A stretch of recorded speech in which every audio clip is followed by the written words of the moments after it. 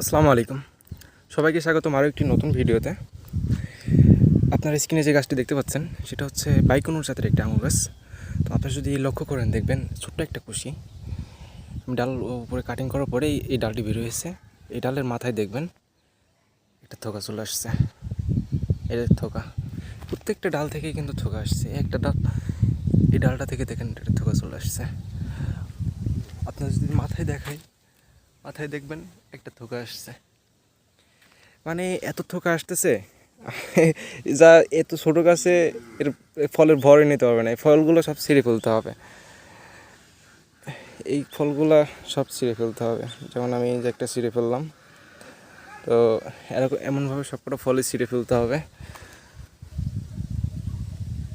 একটা ফল, আচ্ছা দুটা ফল ছিঁড়ে ফেললাম।